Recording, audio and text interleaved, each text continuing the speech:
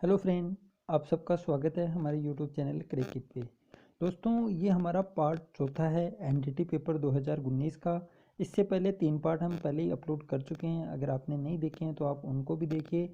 इससे 150 जो क्वेश्चन है इस पेपर में, इसमें से एक क्वेश्चन डेफिनेटली आपकी एग्जाम में ये समझ लीजिए कि छप गया है। एक क्वेश्चन तो पक्का आएगा, आ सकते हैं दो भी, लेकिन एक तो पक्का आएगा। बहुत ही शानदार क्वेश्चन है और छोटे छोटे फैक्ट हैं। ये छोटे छोटे फैक्ट एग्जाम में सबसे ज़्यादा गलत होते हैं, क्योंकि ऊपर ऊपर का पढ़ लेते हैं और ये थोड़ा थोड़ा हल्का हल्का है, ये चीज़ें रह जाती हैं। इसलिए ये क्वेश्चन आप ज़्यादा से ज़्यादा शेयर करें अपने दोस्तों के साथ, ताकि उनको भी फ़ायदा मिल सके। एक क्वेश्चन डेफिनेटली दोस्तों, मैं बार बार कह रहा हूँ, एक क्वेश्चन तो आएगा ही आएगा। तो ये वीडियो आप लास्ट तक ज़रूर देखें। तो दोस्तों, बिना किसी देरी के हम शुरू करते हैं आज का हमारा वीडियो। तो ये देखिए दोस्तों, हम 90 क्वेश्चन कर चुके हैं। 90वां क्वेश्चन था CCE का फुल फॉर्म इसमें पूछा गया था। तो सतत एवं व्यापक मूल्यांकन या फिर कंटिन्यूस एंड कॉम्प्रिहेंसिव इवोल्यूशन। अब हम बात करते हैं दोस्तों 91 नंबर के क्वेश्चन की। तो ये देखिए 91वां क्वेश्चन, शिक्षण अधिगम प्रक्रिया में स्किनर के क्रिया प्रसूत या सक्रिय अनुबंधन के सिद्धांत का सबसे महत्वपूर्ण योगदान है। परियोजना विधि, अन्वेषण विधि, अभिगमित अधिगम विधि और समस्या समाधान विधि। तो दोस्तों, ये क्वेश्चन भी आया हुआ है हमारी रीट की, शायद मेरे को ध्यान में नहीं है कौन से साल में आया था, लेकिन ये क्वेश्चन आया हुआ है कि क्रिया प्रसूत जो अनुबंधन सिद्धांत है वो स्किनर का है। सबसे पहले तो आपको ये याद होना चाहिए। उसके बाद है कि इस सिद्धांत का सबसे महत्वपूर्ण योगदान किस चीज़ में है, कौन सी विधि में है, परियोजना विधि में या फिर अन्वेषण विधि में या समस्या समाधान या अभिगमित अधिगम में। तो दोस्तों, आप सबको पता होगा कि छोटे छोटे पदों में सीखा जाता है अभिगमित अधिगम में। यही सिद्धांत है वो सक्रिय अनुबंधन सिद्धांत पर ही आधारित है, अभिगमित अधिगम सिद्धांत। तो ऑप्शन नंबर बी हो यहाँ पे बिल्कुल राइट हो जाएगा। अब हम बात करते हैं अगले क्वेश्चन की। निम्न में से कौन सा जन्मजात प्रेरक का उदाहरण है? विश्राम, पुरस्कार, दंड और परिणामों की पूर्व जानकारी। तो दोस्तों, आप सबको पता है कि ऐसे क्वेश्चन भी आते हैं एग्जाम में। तो जन्मजात प्रेरक पूछ रहे हैं यहाँ पे, जन्मजात प्रेरक। तो जन्मजात होता है दोस्तों रेस्ट, विश्राम। विश्राम हम मतलब अपने आप करते हैं कि जब थक जाते हैं तो थोड़ी देर रेस्ट करते हैं, तो ये विश्राम है वो जन्मजात प्रेरक है। जबकि पुरस्कार है, दंड है या परिणामों की पूर्व जानकारी है, ये सब हम वो जन्मजात कारक नहीं होते हैं, जबकि अर्जित कारक होते हैं या अर्जित प्रेरक होते हैं। तो ऑप्शन नंबर ए है वो यहाँ पे बिल्कुल राइट हो जाएगा। अब बात करते हैं अगले क्वेश्चन की। वर्तमान में अध्ययन की अत्यधिक प्रभावी विधि है। तो दोस्तों, ये शिक्षण विधियों में भी क्वेश्चन आ सकते हैं। मैं बार बार कह रहा हूँ, आपको इस पेपर को जरूर से मतलब रिवीजन करना है। 3-4 दिन बाद में आपको सभी क्वेश्चन है 150 क्वेश्चन देखने हैं, ताकि इसमें से एक क्वेश्चन तो आएगा ही आएगा, हो सकते हैं दो भी आ जाए, तो आपके लिए बहुत काम का है। तो वर्तमान में अध्ययन की अत्यधिक प्रभावी विधि, स्वतः अध्ययन, ई लर्निंग, मिश्रित लर्निंग और आमने सामने अधिगम। तो दोस्तों, ये भी अच्छा क्वेश्चन है, तो यहाँ पे हो जाएगा ई लर्निंग। वर्तमान में अध्ययन की अत्यधिक प्रभावी विधि है option number C, E learning. Option number C है वो यहाँ पे दोस्तों बिल्कुल राइट हो जाएगा, ई लर्निंग। अब बात करते हैं अगले क्वेश्चन की। निम्न में से प्रभावशाली अधिगम के मुख्य अवरोधक नहीं है? प्रेरणा का अभाव, विकास, उद्देश्यहीनता और सीखने की परिस्थिति। तो इसमें पूछा क्या है दोस्तों, प्रभावशाली अधिगम के मुख्य अवरोधक नहीं है, मुख्य अवरोधक नहीं है, ये बात इसमें पूछी गई है। तो दोस्तों, यहाँ पे हो जाएगा विकास। विकास है वो अवरोधक नहीं है, प्रभावशाली अधिगम का मुख्य अवरोधक है वो विकास नहीं है दोस्तों। ऑप्शन नंबर सी है वो यहाँ पे बिल्कुल राइट हो जाएगा। अब अगला क्वेश्चन, सत्य बोलना कौन सी आदत है? यांत्रिक आदत, भावना संबंधी आदत, विचार संबंधी आदत और नैतिक आदत। तो आप सबको पता होगा कि आदत वाला जो टॉपिक है ये भी हमारे रीट के सिलेबस में है। तो ये क्वेश्चन भी अच्छा है कि सत्य बोलना कौन सी आदत होती है? यांत्रिक आदत है या भावना संबंधी आदत है, विचार संबंधी आदत है या नैतिक आदत है? तो दोस्तों, ये नैतिक आदत होती है। झूठ बोलना, सच बोलना, ये सभी बातें हैं वो नैतिक आदतों में होती हैं। तो ऑप्शन नंबर डी है वो यहाँ पे बिल्कुल राइट हो जाएगा, सत्य बोलना नैतिक आदत है।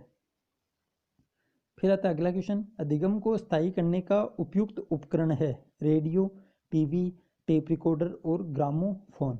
तो यहाँ पे क्या है, अधिगम को स्थायी करने का, अधिगम को स्थायी करने का उपयुक्त उपकरण है। तो दोस्तों, आप सबको मतलब अब इसमें कोई मतलब ये कहीं पर भी आप पढ़ लो, आपको इसका यह क्वेश्चन भी नहीं मिलेगा, किसी भी बुक में नहीं मिलेगा। आपको अपने दिमाग के अनुसार इसका आंसर करना है कि रेडियो, टेप रिकॉर्डर और ग्रामोफोन, ये सभी चीज़ें तो एक जैसी होती हैं। एक जैसी का मतलब ये है, इन सब में सर्वे शक्तियाँ ही काम में आती हैं, सर्वे चीज़ें हैं ये। और टीवी है वो सर्वे भी है और दर्शे भी है, तो इसमें अधिगम वो ज़्यादा स्थायी होगा। जब हम दो चीज़ों से काम में लेते हैं तो उसमें अधिगम वो बहुत जल्दी होता है, लेकिन मेमोरी वो थोड़ी शॉर्ट होती है इसकी। लेकिन अधिगम को स्थायी करने का सबसे उपयुक्त उपकरण क्या होगा? टीवी, क्योंकि इसमें दृश्य और सर्वे दोनों जानकारियाँ साथ में मिलती हैं, इसलिए टीवी है वो ऑप्शन में राइट हो जाएगा दोस्तों। तो ये क्वेश्चन है हमारे दिमाग के अनुसार कि एग्जाम में हमारा दिमाग वो किस प्रकार काम करता है उसके ऊपर डिपेंड करते हैं। कहीं से भी ये क्वेश्चन नहीं मिलेंगे दोस्तों, इसीलिए मैं कह रहा हूँ कि लास्ट एग्जाम में आए हुए क्वेश्चन, जितने ज़्यादा क्वेश्चन आप करोगे उतना ही आपका फायदा वो पहुंचेगा एग्जाम में। अब बात करते हैं अगले क्वेश्चन की। 97 नंबर, मेस्लो के सिद्धांत में अभिकल्पित उच्चतम आवश्यकता है सम्मान, आत्मसिद्धि, संज्ञानात्मक और संबंधन। तो दोस्तों मेस्लो के सिद्धांत में उच्चतम आवश्यकता पूछी है, तो उच्चतम आवश्यकता क्या हो जाएगी? आत्मसिद्धि। ऑप्शन नंबर सी है वो यहाँ पे बिल्कुल राइट हो जाएगा। उच्चतम होती है आत्मसिद्धि। फिर सीखना विकास की प्रक्रिया है। दोस्तों बहुत बार एग्जाम में आती है। यह कथन किससे संबंधित है? Crow and crow, Woodworth, Skinner और थॉर्नडाइक। तो दोस्तों सीखना विकास की प्रक्रिया है, यहाँ पे हो जाएगा ऑप्शन नंबर सी। 98 में है option number C Woodworth. Woodworth की ये परिभाषा है, वुडवर्थ के अनुसार सीखना विकास की प्रक्रिया है। अब हम बात करते हैं अगले क्वेश्चन की। क्रमबद्ध अधिगम पर बल देने वाला सिद्धांत है स्केक्स रोबिन्सन परिकल्पना, पर्यटन एवं त्रुटि का सिद्धांत, चिन्ह अधिगम सिद्धांत और प्रबलन का सिद्धांत। तो यहाँ पे क्या पूछा है? क्रमबद्ध अधिगम पर बल देने वाला सिद्धांत। तो क्रमबद्ध अधिगम पर कौन बल दे रहा है? आप सबको पता है कि इसमें एक बंद बन जाता है, बंद, संबंधवाद, ये सभी नाम है पर्यटन एवं त्रुटि का सिद्धांत। तो ये क्रमबद्ध अधिगम पर कौन बल देता है?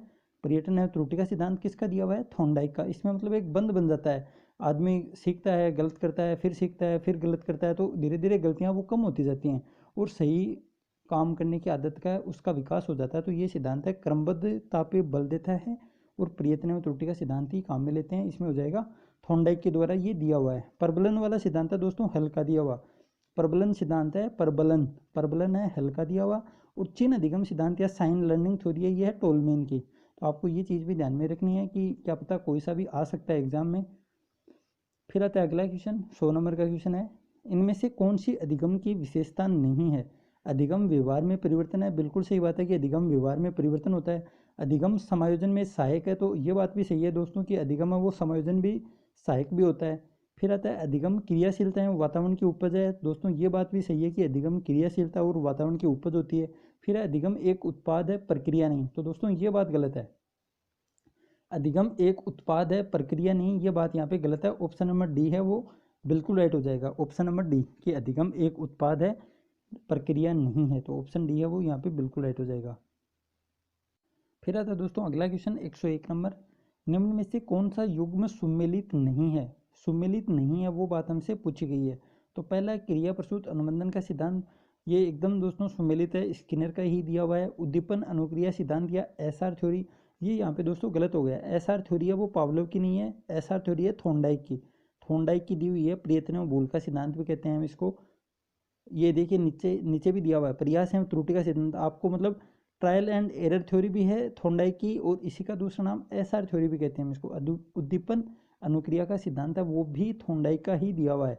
प्रबलन का सिद्धांत हल्का है, तो हम सब ऑप्शन की बात कर चुके हैं। यहाँ पे ऑप्शन नंबर बी है वो सुमेलित नहीं है। पावलोव का सिद्धांत का नाम है सीआर थ्योरी, पावलोव की है सीआर, और एसआर है थॉर्नडाइक की, और आरएस, एसआर की उल्टी है आरएस, आरएस है दोस्तों स्किनर की। अब हम बात करते हैं दोस्तों अगले क्वेश्चन की, 102 नंबर। तो ये क्वेश्चन भी दोस्तों बहुत बार आता है कि अभिप्रेरणात्मक चक्र के सही क्रम का चयन कीजिए। आवश्यकता, चालक, पुरस्कार और प्रोत्साहन, इसमें मतलब किस किस चीज़ को किस क्रम में लेना है। तो यहाँ पे दोस्तों हम सही ऑप्शन की बात कर लेते हैं। आप वीडियो को पॉज करके अपना आंसर है वो सोच लें। इसमें होता है दोस्तों सबसे पहले आवश्यकता होती है, सबसे पहले नीड आता है, फिर ड्राइव आता है, फिर इंसेंटिव आता है। ये तो आप सबको पता भी होगा कि अभिप्रेरणात्मक चक्र का सबसे सही क्रम है NDI, हम इसको याद भी रखते हैं NDI। तो सबसे पहले नीड, फिर आता है ड्राइव, फिर आता है इंसेंटिव, और उसके बाद लास्ट में हो जाएगा पुरस्कार, अपने आप पुरस्कार हो जाएगा। तो ऑप्शन नंबर सी है वो यहाँ पे बिल्कुल राइट हो जाएगा। 102 में ऑप्शन नंबर सी। अब हम बात करते हैं अगले क्वेश्चन की। कक्षा में एक अध्यापक बालक को 3 प्रश्नों के सही उत्तर देने पर पुरस्कृत करता है। अध्यापक द्वारा कौन सी पुनर्बलन योजना का प्रयोग किया गया? सतत पुनर्बलन योजना, निश्चित अंतराल पुनर्बलन योजना, निश्चित अनुपात पुनर्बलन योजना और परिवर्तनशील पुनर्बलन योजना। तो दोस्तों ये पुनर्बलन वाला मैं सोच रहा हूँ कि टॉपिक आपको करवा दूँ, जैसे ही टाइम मिलेगा इसको हम करेंगे। बहुत क्वेश्चन आते हैं कि ये निश्चित अनुपात में होगा या फिर निश्चित अंतराल पे होगा। तो यहाँ पे क्या कह रहा है? यहाँ पे बोल रहा है कि कक्षा में एक अध्यापक बालक को 3 प्रश्नों के सही उत्तर देने पर पुरस्कृत करता है। मतलब 3 पहले प्रश्नों के सही उत्तर दो, उसके बाद वो अध्यापक पुरस्कार देता है। तो अध्यापक द्वारा कौन सी पुनर्बलन योजना है वो काम में ली गई है? तो दोस्तों यहाँ पे हो जाएगा निश्चित अनुपात पुनर्बलन योजना, option number C. Option number C है वो यहाँ पे बिल्कुल राइट हो जाएगा, निश्चित अनुपात पुनर्बलन योजना। अब बात करते हैं अगले क्वेश्चन की। एक शिक्षक अपने अधिगमकर्ताओं को सामूहिक क्रियाओं में सम्मिलित करता है, यह क्रियाएं अधिगम एवं के विकास में सहायक देंगी। तो यह क्रियाएं अधिगम, संघर्ष, समाजीकरण, मूल्य द्वंद्व और दुश्चिंता। तो दोस्तों क्वेश्चन को एक बार फिर पढ़ें। यहाँ पे क्या है कि एक शिक्षक अपने अधिगमकर्ताओं को सामूहिक क्रियाओं मतलब यहाँ पे आपको हिंट मिल रहा है, तो यह क्रियाएं अधिगम और यहाँ पे सामूहिक क्रिया है तो समाजीकरण हो जाएगा। दोस्तों आपको ज़्यादा सोचने की जरूरत ही नहीं है, ऑप्शन नंबर बी है वो यहाँ पे बिल्कुल राइट हो जाएगा। तो यह क्रियाएं अधिगम और समाजीकरण के विकास में सहायक होंगी, क्योंकि बच्चे आपस में मिलजुल के काम करेंगे तो अधिगम भी होगा, और आपस में मिलजुल के सामूहिक रूप से क्रिया करेंगे तो उनमें सामाजिक भावना का भी विकास होगा। तो ऑप्शन नंबर बी है वो यहाँ पे बिल्कुल राइट हो जाएगा। अब बात करते हैं अगले क्वेश्चन की। कक्षा में अधिगम कराने के लिए एक अध्यापक को विद्यार्थी की किस योग्यता स्तर का ध्यान रखना चाहिए? प्रतिभावान स्तर, औसत स्तर, कमजोर स्तर और विभिन्न स्तर। तो ये भी दोस्तों अच्छा क्वेश्चन है कि कक्षा में अधिगम कराने के लिए एक अध्यापक को विद्यार्थी की किस योग्यता का ध्यान रखना चाहिए? तो दोस्तों यहाँ पे हो जाएगा ऑप्शन नंबर डी, विभिन्न स्तर, मतलब प्रतिभाशाली बालकों के स्तर को भी नहीं पढ़ाना चाहिए, कमजोर, सभी स्तरों को ध्यान में रखना चाहिए कि सभी, आप सबको पता है कि बालकों में व्यक्तिगत विभिन्नताएं पाई जाती है, तो उसी को हटाने के लिए, उसी को कमजोर करने के लिए ही तो सामाजिक ये जो हम कहते हैं साइकोलॉजी का उद्भव हुआ था कि बालकों की जो व्यक्तिगत विभिन्नताओं को ध्यान में रखते हुए टीचर है वो कक्षा में अध्यापन कार्य करवाए ताकि सभी बच्चों को आसानी से समझा सके। तो यहाँ पे हो जाएगा विभिन्न स्तरों, ऑप्शन नंबर डी है वो यहाँ पे बिल्कुल राइट हो जाएगा। फिर आता है अगला क्वेश्चन, क्वेश्चन नंबर 106। निम्न में से कौन सा जन्मजात प्रेरक नहीं है? तो दोस्तों पहले आता है जन्मजात प्रेरक कौन सा है, और इसमें पूछा कि कौन सा जन्मजात प्रेरक नहीं है? भूख, आदत, प्यास और नींद। तो दोस्तों यहाँ पे तो बहुत ही इजी ऑप्शन ये हुए हैं, आदत है वो जन्मजात प्रेरक नहीं होती है, अर्जित होती है। आदत होती है वो अर्जित प्रेरक होती है। ऑप्शन नंबर सी है वो यहाँ पे बिल्कुल राइट हो जाएगा। फिर बात करते हैं अगले क्वेश्चन की। किसी वस्तु पर रुचि के कारण ध्यान देना कहा जाता है? आदतजन्य अवदान, उद्भवात्मक अवदान, विश्लेषणात्मक अवदान और ऐच्छिक अवदान। तो यहाँ पे क्या बोल रहा है? किसी वस्तु पर रुचि के कारण ध्यान देना कहा जाता है, रुचि के कारण बोल रहा है, तो रुचि के कारण क्या होता है? ऐच्छिक, मतलब आपकी रुचि होगी उसी चीज़ पर आप ध्यान दोगे, आपकी रुचि नहीं होगी तो आप ध्यान नहीं दोगे, तो ये आपकी इच्छा पर निर्भर करता है। तो ये होता है ऐच्छिक अवदान। ऑप्शन नंबर सी है वो यहाँ पे बिल्कुल राइट है। और दोस्तों अच्छा क्वेश्चन है, रुचि भी आपके टॉपिक में है तो ये भी अच्छा क्वेश्चन है, इंपॉर्टेंट क्वेश्चन है। फिर आता है अगला क्वेश्चन। व्यवहार में संशोधन की प्रक्रिया है शिक्षण, अधिगम, अभिप्रेरणा, निर्देशन। तो यहाँ पे क्या पूछा है? व्यवहार में संशोधन की प्रक्रिया है। व्यवहार में संशोधन क्या होता है? अधिगम। व्यवहार में संशोधन कह दो या फिर व्यवहार में परिवर्तन कह दो, तो ऑप्शन नंबर बी है वो यहाँ पे राइट हो जाएगा। व्यवहार में संशोधन की प्रक्रिया अधिगम कहलाती है। फिर आता है अगला क्वेश्चन। रचनात्मकता सिद्धांत आधारित शिक्षण का आधार है करके सीखना, अध्यापक को सुनना, अध्यापक कथित विषय वस्तु को दोहराना, अध्यापक और शिक्षार्थी के संबंध। तो दोस्तों अच्छा क्वेश्चन है, यहाँ पे कंस्ट्रक्टिविस्ट बोल रहा है, कंस्ट्रक्टिविस्ट। तो ये अध्यापक को सुनना, करके सीखना किस पर आधारित होता है? तो दोस्तों यहाँ पे साफ साफ दे रखा है और बहुत ईजी है, रचनात्मक होता है। उसमें शिक्षक तो सिर्फ सुगमकर्ता के रूप में व्यवहार करता है, जबकि बच्चे खुद करके सीखते हैं। तो रचनात्मक सिद्धांत होता है उसमें बच्चे खुद करके सीखते हैं, तो करके सीखना शिक्षण पर आधारित ये चीज़ होती है कंस्ट्रक्टिविस्ट। इंग्लिश वाला नाम है वो आप ध्यान में रखें, कंस्ट्रक्टिविस्ट। इसमें जो अध्यापक होता है वो सिर्फ सुगम करता है, या फिर इंग्लिश वाला वर्ड है फैसिलिटेटर, इसकी भूमिका में रहता है और बच्चे हैं वो खुद काम करके सीखते हैं। फिर आता है अगला क्वेश्चन। भाषा का शिक्षक विद्यार्थियों को अंदर या बाहर, बाद में या पहले, ऊपर या नीचे आदि के संप्रत्य पढ़ाना चाहता है, इसे पढ़ाने का सर्वोत्तम तरीका है कहानी कहना, सांकेतिक फ्लैश कार्ड्स, उपरोक्त सभी पाठ्य पुस्तक द्वारा पढ़ाना। तो दोस्तों भाषा का शिक्षक है विद्यार्थियों को अंदर बाहर, बाद में या पहले, ऊपर या नीचे आदि के संप्रति पढ़ाना चाहता है, तो इसे पढ़ाने का सर्वोत्तम तरीका क्या है? तो यहाँ पे हो जाएगा सांकेतिक flash cards. Option number B है वो यहाँ पे बिल्कुल राइट हो जाएगा, सांकेतिक फ्लैश कार्ड्स। क्योंकि कहानी कहना का तो कोई मतलब नहीं है और पाठ्य पुस्तक द्वारा पढ़ना भी कोई मतलब नहीं है, तो ऑप्शन नंबर बी है वो यहाँ पे बिल्कुल राइट हो जाएगा। फिर बात करते हैं दोस्तों अगले क्वेश्चन की। आज हम पूरे 30 क्वेश्चन करेंगे ताकि हमारा ये 150 क्वेश्चन है वो कल कंप्लीट हो जाए। तो सॉरी दोस्तों बीच में थोड़ा व्यवधान हो गया है उसके लिए। अब आता है दोस्तों अगला क्वेश्चन, क्वेश्चन नंबर 111। पूर्व प्राथमिक कक्षाओं में विद्यार्थियों को खिलौने एवं खेल दिए जाते हैं क्योंकि विद्यार्थियों के लिए अच्छा समय व्यतीत का साधन है, विद्यार्थियों को विद्यालय आने के लिए प्रोत्साहित करते हैं, विद्यालय की प्रतिष्ठा में बढ़ोतरी होती है, और यह विद्यालय एवं उनके अभिभावकों को विद्यालय में दाखिल हेतु आकर्षित करते हैं। तो दोस्तों अच्छा क्वेश्चन है ये। दोस्तों आपको मैं बता दूं एनटीटी का पेपर है। एनटीटी का पेपर दोस्तों आपको पता होगा कि एनटीटी कौन सी होती है, तो पूर्व प्राथमिक कक्षाएं मतलब कक्षा 1 से पहले होती है। जैसे आंगनवाड़ी कार्यकर्ता काम करते हैं उसी प्रकार एनटीटी का भी होता है, जैसे जो मतलब पहली क्लास से पहले की जो एलकेजी होती है यूकेजी होती है उसमें पढ़ाने के काम आती हैं ये टीचर या अध्यापक। तो ये होती हैं पूर्व प्राथमिक वाले क्वेश्चन इसमें ज़्यादा है। और ऐसे क्वेश्चन लास्ट टाइम आपको याद होगा रिट में शायद 30 में से 2 या 3 क्वेश्चन आए थे, तभी मैं कह रहा हूँ ऐसे क्वेश्चन आ सकते हैं। तो इसका आंसर है वो बहुत ही अच्छा है और बहुत ही मतलब एकदम से ईजी क्वेश्चन है ये। तो पूर्व प्राथमिक कक्षा में जो विद्यार्थियों को खिलौने और खेल दिए जाते हैं, क्योंकि ये विद्यार्थियों को विद्यालय आने के लिए प्रोत्साहित करते हैं, क्योंकि बच्चा यहाँ पे मात्र 2 या 3 साल का होता है। आप सबको पता होगा कि एलकेजी यूकेजी में जो बच्चा एडमिशन लेता है या फिर हम कहें नर्सरी में एडमिशन लेता है, तो उस बच्चे की आयु है वो मात्र 2.5-3 वर्ष होती है। तो 3 वर्ष का बच्चा है वो स्कूल जाने से डरता है, इसलिए उसके डर को कम करने के लिए उन बच्चों को खिलाया जाता है। 5-7 महीने तो सिर्फ खिलाया ही जाता है। तो ये खेल दिए जाते हैं, खिलौने दिए जाते हैं, वो इसलिए कि बच्चा है वो डरे नहीं, स्कूल में आ जाए आराम से, खेलने के बहाने ही आ जाए। तो धीरे धीरे बच्चा वो बैठना उठना सीख जाता है, उसके बाद उसको पढ़ाया जाता है। तो यहाँ पे खिलौने दिए जाते हैं क्योंकि विद्यार्थियों को विद्यालय आने के लिए ये प्रोत्साहित करते हैं। अब बात करते हैं अगले क्वेश्चन की। Question number 112। एक शिक्षक कक्षा में बीजों के अंकुरण पढ़ाना चाहता है, इस हेतु शिक्षण की सबसे उपयुक्त विधि होगी चार्ट पर अंकुरण की विभिन्न अवस्थाएं दिखाना, श्यामपट्ट पर चित्र बनाना, अंकुरण की विभिन्न अवस्थाओं का प्रदर्शन और व्याख्यान विधि द्वारा पढ़ाना। तो दोस्तों क्वेश्चन क्या है कि बीजों में अंकुरण पढ़ाना चाहता है, तो सबसे ज़्यादा बच्चा वो प्रत्यक्ष रूप से सीखता है। तो यहाँ पे क्या हो जाएगा ऑप्शन नंबर सी, अंकुरण की विभिन्न अवस्थाओं का प्रदर्शन, उसके सामने प्रदर्शित किए जाएंगे विभिन्न अवस्थाओं के अंकुरण, तो बच्चा वो जल्दी सीखेगा। ऑप्शन नंबर सी है वो यहाँ पे बिल्कुल राइट हो जाएगा। अब आता है अगला क्वेश्चन। एक अध्यापक प्राथमिक स्तर के विद्यार्थियों को फसलों के प्रकारों के बारे में पढ़ाना चाहती है, इस हेतु सबसे उपयुक्त विधि होगी। यहाँ पे कौन सी स्तर की बात कर रही है, प्राथमिक स्तर के विद्यार्थियों को फसलों के प्रकार के बारे में, तो विशेषज्ञ व्याख्यान आयोजित कराना। तो दोस्तों ये ऑप्शन तो बिल्कुल ही गलत है। व्याख्यान तो बच्चों को करवाया ही नहीं जाता, पूर्व प्राथमिक स्तर या प्राथमिक स्तर पर तो व्याख्यान विधि बिल्कुल काम में नहीं लेनी है। फिर आता है चार्ट से पढ़ाना, आसपास के कृषि क्षेत्र में शैक्षिक भ्रमण का आयोजन कराना और पाठ्य पुस्तक के द्वारा पढ़ाना। दोस्तों आप समझ गए होंगे जो हिंट मैंने आपको दिए। तो आसपास के कृषि क्षेत्र में शैक्षिक भ्रमण के आयोजन करेंगे तो बच्चा वो जल्दी सीखेगा कि किस प्रकार फसल होती हैं, फसलों के बारे में सब क्वेश्चन जो उसके दिमाग में उन सब का समाधान हो जाएगा एक ही भ्रमण के अनुसार और ज़्यादा सीखेगा। तो आसपास के कृषि क्षेत्रों में शैक्षिक भ्रमण का आयोजन करना, ऑप्शन नंबर सी यहाँ पे बिल्कुल राइट है। अब आता है अगला क्वेश्चन।